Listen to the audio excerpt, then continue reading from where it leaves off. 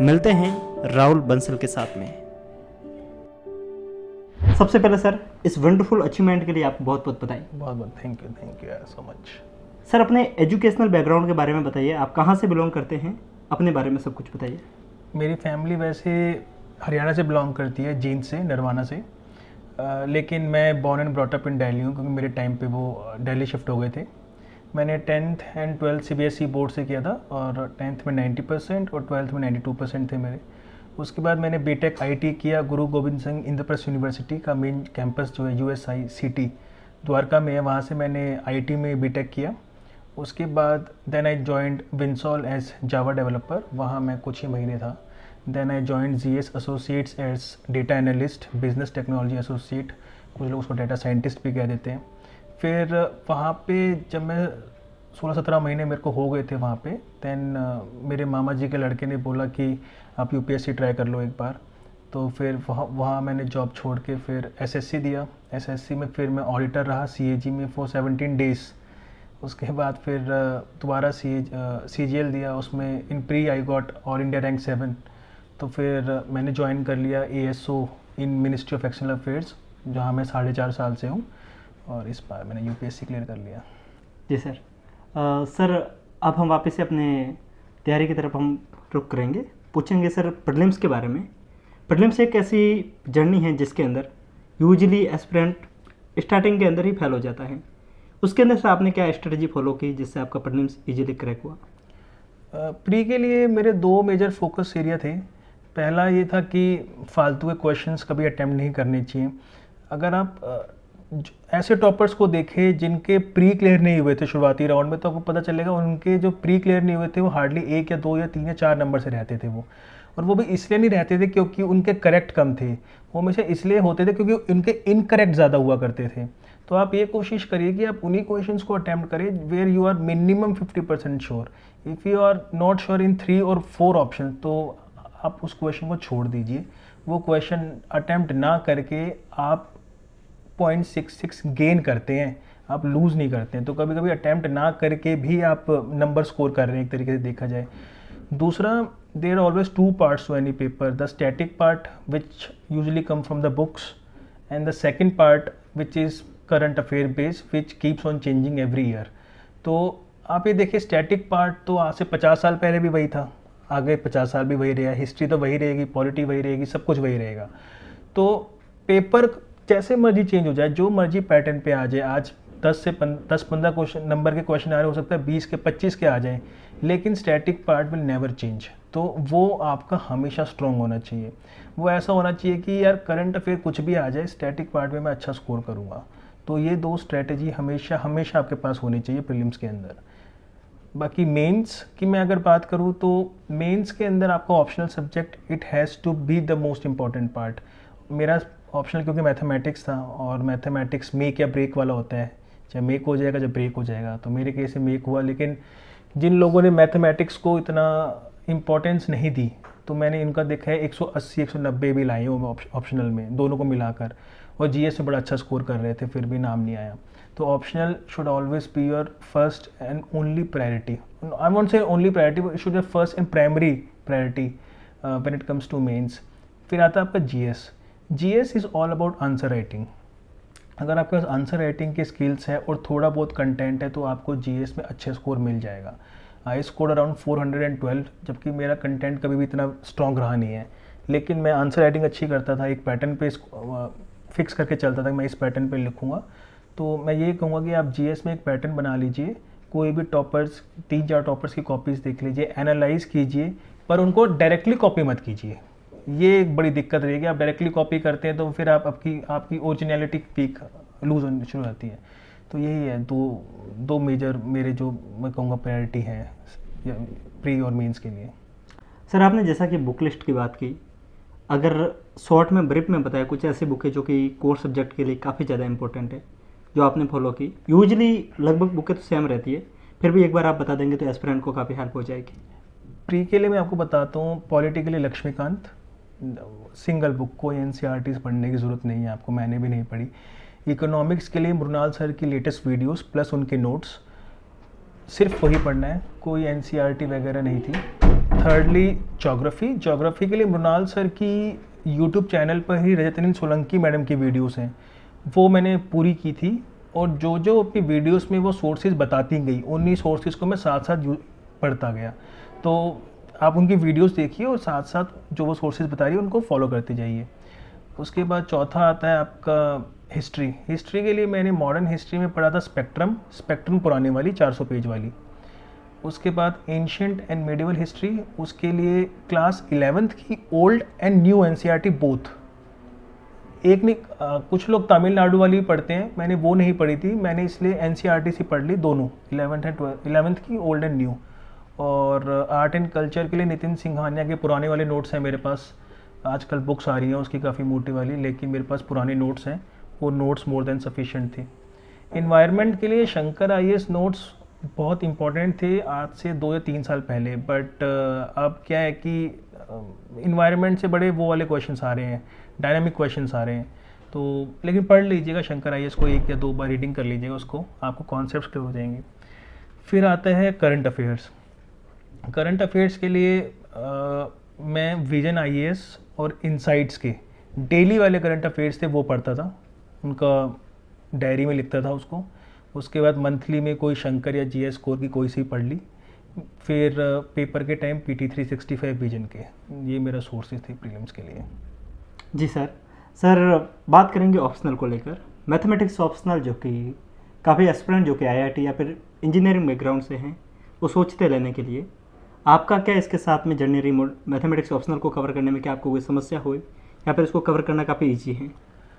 Mathematics optional अगर आपका BTech IT या बीटेक कोई भी हो, अगर वो बैकग्राउंड है आपका मैथमेटिक्स के लिए तो you can go for it. Physics हो गया, केमिस्ट्री हो गया या मैथमेटिक्स हो गया, तीनों ही बड़े हाईली स्कोरिंग सब्जेक्ट्स हैं ये तीनों, तो आप इसको चूज़ कर सकते हैं तीनों को। और मैथमेटिक्स में मेरी जो जर्नी रही 3 मेंस में, पहले वाले में क्योंकि मेरा खुद का सिलेबस कंप्लीट नहीं था तो उसमें मेरे 230 नंबर आए थे दोनों में मिलाकर। 2018 में मेरे 280 थे और इस बार भी 280 ही हैं। ओके चाहूँगा दोस्तों, वीडियो के बीच में मैं आपको जानकारी शेयर करना चाहूँगा यूपीएससी वाला के न्यू बैचेस के बारे में। यूपीएससी वाला जो कि फिजिक्स वाला की ही एक कोचिंग है। डेफिनेटली आपने अलग पांडे सर का नाम सुना होगा, जो कि अब आपको यूपीएससी के न्यू बैचेस प्रोवाइड कर रहे हैं, वो भी काफ़ी अफोर्डेबल प्राइस पे, और वो भी इंडिया की बेस्ट फैकल्टी के माध्यम से। आज से कई सालों पहले जब कोई एस्पिरेंट यूपीएससी की कोचिंग के बारे में सोचता था तो कई बार फीस के कारण अपने सपने को कहीं दबा के रख देता था, लेकिन आज आपको यही कोचिंग काफ़ी अफोर्डेबल प्राइस पे प्रोवाइड हो रही हैं, और वो भी इंडिया की बेस्ट फैकल्टी के माध्यम से। यूपीएससी वाला भी आपको ऑप्शनल के बैचेस भी प्रोवाइड कर रहा है। ऑलमोस्ट जितने भी आपके फेवरेट ऑप्शनल है वो आपको सारे इनके एप्लीकेशन के ऊपर आपको देखने को मिल जाएंगे, वो भी काफ़ी अफोर्डेबल प्राइस पे। या आपको प्रीलिम्स और मेंस कंप्लीट तैयारी करवाएंगे, प्रीलिम्स के लिए भी आपको एक बैच प्रोवाइड कर रहे हैं। आपके पास में जितने भी आपकी सहूलियत है उसके हिसाब से आपको यहाँ पे बैचेस देखने को मिल जाएंगे। इसके अलावा यहाँ पर आपको करंट अफेयर्स की मैगजीन देखने को मिल जाएगी, मंथन मैगजीन, जिसके माध्यम से आप आपके करंट अफेयर्स की प्रॉब्लम को भी सॉल्व कर सकते हैं। अगर आपको इस मैगजीन को डाउनलोड करना है तो आप डिस्क्रिप्शन को विजिट कर सकते हैं, जहाँ पे मैं आपको इसके लिंक दे दूंगा। इसके अलावा जिस समय आप इनका कोई भी बैच परचेज करें उस समय आप हमारा कोड यूज़ कीजिएगा एस्पिरेंट10 और आपको कंप्लीट 500 रुपये का डिस्काउंट मिल जाएगा। वैसे दोस्तों इसकी फीस काफ़ी ज़्यादा कम है, आप काफ़ी अफोर्डेबल प्राइस पे प्राप्त कर रहे हैं इनके बैचेस को, लेकिन आप फिर भी इसको कम कर सकते हैं 500 रुपये का डिस्काउंट पाके, वो भी हमारा कोड यूज़ करेंगे एस्पिरेंट10 तब। सो दोस्तों जाइए और विजिट कीजिए फिजिक्स वाला को, डिस्क्रिप्शन में लिंक दे रखी है, जाइए और डाउनलोड कीजिए और अपनी तैयारी को शानदार बनाइए। चलते हैं वीडियो को कंटिन्यू करते हैं। दोस्तों मैं आपको वीडियो के बीच में एक चीज़ बताना चाहूँगा। जैसा कि सर ने अपनी बुक लिस्ट को शेयर किया था और सर ने भी मैथमेटिक्स ऑप्शनल के बारे में बताया, हम कोशिश करेंगे कि जो सर के नोट्स है, जो सर के बुक लिस्ट है, उसको अपने टेलीग्राम ग्रुप में डाल देंगे, जिसकी लिंक आपको डिस्क्रिप्शन में मिलेगी। जाके क्लिक कीजिए, उसको सब्सक्राइब कीजिए। वहाँ पे बाकी भी सिलेक्टेड कैंडिडेट टॉपर्स, उनके आपको नोट्स और सजेशन मिल जाएगी। बाकी अगर आपको लगता है कि आपके कुछ क्वेश्चंस है जो कि आपको हमें पूछने चाहिए, जो कि हमें टॉपर के साथ में डिस्कस करने चाहिए, तो आपको नीचे हमारे इंस्टाग्राम की लिंक मिल जाएगी, आप उसको फॉलो कर सकते हैं। दोस्तों सर हम कंटिन्यू आगे वीडियो की तरफ रुख करते हैं। सर आपने प्रीलिम्स और मेंस के लिए बात कर ली, अब हम बात करते हैं मेंस के आंसर राइटिंग को लेकर। मेंस के आंसर राइटिंग को करते वक्त जैसे कि ज्योग्राफी जैसे टॉपिक को करने में बहुत सारा डायग्राम की वगैरह नीड रहती है, वैसे कुछ ऐसे टिप्स जो कि अपने आंसर को बेहतरीन बना सकती है आपकी तरफ से? देखिए जैसे ज्योग्राफी वाला पार्ट आप अगर आंसर लिख रहे हैं तो ज्योग्राफी वाले पार्ट में सबसे क्रिटिकल क्या होगा, मैप। अगर मैप नहीं है तो ज्योग्राफी का कोई मतलब ही नहीं है, ज्योग्राफी तो मतलब मैप से रिलेटेड है।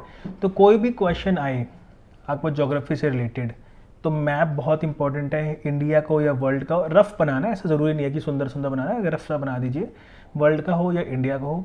और अगर वो कोई कॉन्सेप्ट है, जैसे अर्थक्वेक का ही लगा लीजिए, अगर वो अर्थक्वेक कोई कॉन्सेप्ट है तो अर्थक्वेक का एक डायग्राम बना दिया जिसमें टेक्टोनिक मूवमेंट्स दिखा दिए हैं, तो ऐसे करके आपको बनाना ही पड़ेगा।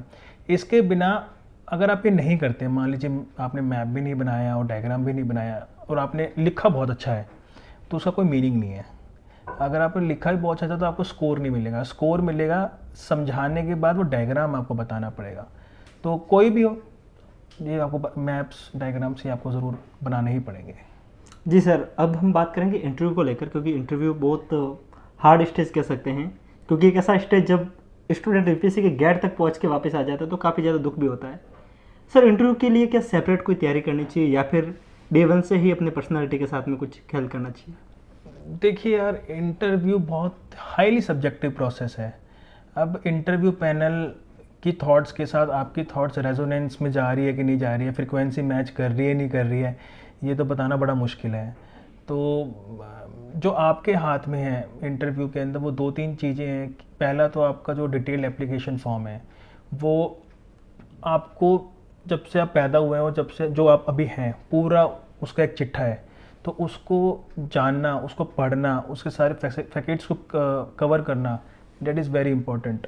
आप सब कुछ पढ़िए, आपका एजुकेशनल बैकग्राउंड, अगर आप मान लीजिए आपने हिस्ट्री में ऑनर्स किया है तो हिस्ट्री आपकी अच्छी होनी चाहिए। पर ये नहीं है कि मतलब हिस्ट्री से क्वेश्चन पूछा और आपको नहीं आया तो कुछ दिक्कत वाली बात हो गई है। बताएंगे तो अच्छा लगेगा, नहीं बताएंगे तो कोई भी ऐसा वो नहीं है। लेकिन अगर आप जितना प्रिपेयर करेंगे अपने आप को डैफ के लिए, उतना अच्छा रहेगा। दूसरा, करंट अफेयर्स। करंट अफेयर्स में कोई भी न्यूज़पेपर उठा लीजिए, 15-20, जितने जब तक आपका इंटरव्यू चलेगा, जो आपकी डेट होगी और जब शेड्यूल आएगा, अगर वहाँ से लेके वहाँ तक का भी इंटरव्यू करंट अफेयर कवर कर लेंगे न्यूज़पेपर से, पढ़ने की ज़रूरत नहीं है, बस उसको एक न्यूज़ को देखा, अच्छा इस न्यूज़ में ऊपर ऊपर मोटा मोटा यही है। तो ये 2 चीज़ें आपको हमेशा जो आप कवर कर सकते हैं, आपके हाथ में बस यही है। Okay, as you told sir, you are in already in service. Sir, कई बार एस्पिरेंट के कमेंट आते हैं, लाइक कुछ लोगों की शादी हो जाती हैं, तो आपके साथ में तो दोनों केस है, आप ऑलरेडी वर्किंग भी हैं, साथ में आपकी शादी भी हो चुकी है, तो आपके लिए टाइम मैनेज करना बहुत ही कॉम्प्लिकेटेड रहा होगा। वे एस्पिरेंट जो कि इन सभी समस्याओं के साथ में हैं, उनको आपकी क्या सजेशन है? देखो यार, मैंने काफ़ी लोगों से पूछा कि आपने क्यों छोड़ दी यूपीएससी प्रिपरेशन, तो यही होता है कि यार मेरी जॉब लग गई, टाइम नहीं मिल पा रहा था, या मेरी शादी हो गई या बेबी हो गया तो टाइम नहीं मिल पा रहा था। तो बात यह है कि यूपीएससी का ये पेपर डेडिकेशन मांगता है, डेडिकेशन और हार्ड वर्क। अगर आप में डिटर्मिनेशन नहीं है ना, वो कन्विक्शन नहीं है उस चीज़ को करने की, तो बहुत मुश्किल हो जाएगा। लेकिन अगर वो कन्विक्शन है, वो डिटर्मिनेशन है अंदर कि मैं कर लूँगा, तो फिर चाहे शादी हो या जॉब हो या बेबी हो, वो आपकी तैयारी में इंटरप्शन नहीं है, बल्कि वो मैं ये कहूँगा कि एक कैटापल्ट वाला काम होता है ना, कि किसी चीज़ को मतलब एक स्प्रिंग की तरह काम करेगा, बल्कि आपको फास्ट आगे लेके जाएगा। तो टाइम मैनेजमेंट करना सीखें। अगर आपके पास जॉब है तो आप मेट्रो में जाते होंगे या कैसे भी ऑफिस जाते होंगे, तो उस टाइम को यूज़ करिए, लंच को यूज़ करिए, आते हुए रास्ते में जो ट्रैवलिंग टाइम है उसको यूज़ करिए, घर पे जाके थोड़ा पढ़ लीजिए। तो मैनेजमेंट, अगर कन्विक्शन है तो मैनेजमेंट हो जाएगा। Okay sir. सर, एक क्वेश्चन जो कि मुझे पहले पूछना था, क्योंकि आपने जैसे कि बताया कि आप सर्विस के अंदर हैं, तो सर न्यूज़पेपर एक काफ़ी ज़्यादा इंपॉर्टेंट टॉपिक है यूपीएससी के लिए, तो सर आपको टाइम मिल जाता था न्यूज़पेपर के लिए या फिर न्यूज़पेपर को आप किसी और माध्यम से कवर करते थे? मैंने न्यूज़पेपर आज तक नहीं पढ़ा। मैंने न्यूज़पेपर सिर्फ और सिर्फ इंटरव्यू का टाइम पढ़ता था। उसका रीज़न सिर्फ ये है कि न्यूज़पेपर ना पढ़ने का, क्योंकि यार न्यूज़पेपर में जो न्यूज़ आती हैं, आप देखिए वो कमेंट्री ज़्यादा होती है, ठीक है। और यूपीएससी में जो सवाल पूछे जाते हैं वो अखबार के बहुत छोटे से हिस्से में कहीं छोटी सी खबर होती है। तो मुझे लगता है अगर ये कोचिंग वाले इतनी मेहनत कर रहे हैं करंट अफेयर बनाने की, तो हमें क्या ज़रूरत है। तो मैं तो उन्हीं के करंट अफेयर पे डिपेंड करता था। बट हाँ, इंटरव्यूज़ के लिए मैंने न्यूज़पेपर पढ़ा था। बट सर, करंट अफेयर्स के लिए डायनेमिक पोर्शन को कवर करने के लिए कुछ ऐसा रिसोर्स है जो कि बता सके, like magazine and some websites और यूट्यूब चैनल? देखिए, करंट को कवर करना है तो मैं करता था 3 चीज़ें। पहला, डेली करंट अफेयर्स जो मैं इनसाइट से करता था और विजन से करता था, उनके डेली वाले फ्री सोर्सेज हैं। मंथली के लिए जीएस स्कोर या शंकर आईएएस का मंथली, ताकि थोड़ा डाइवर्स हो जाए मेरा नॉलेज। बाकी जो प्री से पहले विजन का PD365 आता था वो, ये मेरे 3 सोर्सेज हुआ करते थे। ओके सर मुझे जहाँ तक आपने टाइम दिया, आपका शेड्यूल काफ़ी ज़्यादा बिजी है, मैंने सर से पहले बात की थी, सर को कहीं पे निकलना भी था, फिर भी सर ने चैनल को टाइम दिया, हमें टाइम दिया, उसके लिए सर आपका बहुत बहुत धन्यवाद। Thank you so and sir आप सर्विस के अंदर, मुझे जहाँ तक आशा है आप देश के अच्छे ऑफिसर बन के देश को सर्व करेंगे। मेरी तरफ से और पूरे सिविल एस्पिरेंट की टीम की तरफ से आपको और आपके फैमिली को बहुत बहुत बधाई। Thank you so much, thank you so much. So दोस्तों, ऐसे ही इन्फॉर्मेटिव वीडियोस के साथ में हम फिर मिलते हैं, ऐसे ही किसी टॉपर के साथ में डिस्कस करेंगे आपके सवालों को। आपको इंस्टाग्राम में आपको डिस्क्रिप्शन में हमारे इंस्टाग्राम की लिंक मिल जाएगी, अपने सवालों को पूछिए, हम टॉपर के साथ में डिस्कस करेंगे। और ऐसे ही इन्फॉर्मेटिव वीडियोस के साथ में इसी प्लेटफॉर्म पे किसी और टॉपर के साथ में किसी और दिन फिर मिलेंगे। तब तक के लिए हंसते रहिए, मुस्कुराते रहिए, साथ साथ में पढ़ते भी रहिए। फिर मिलते हैं, तब तक के लिए जय हिंद।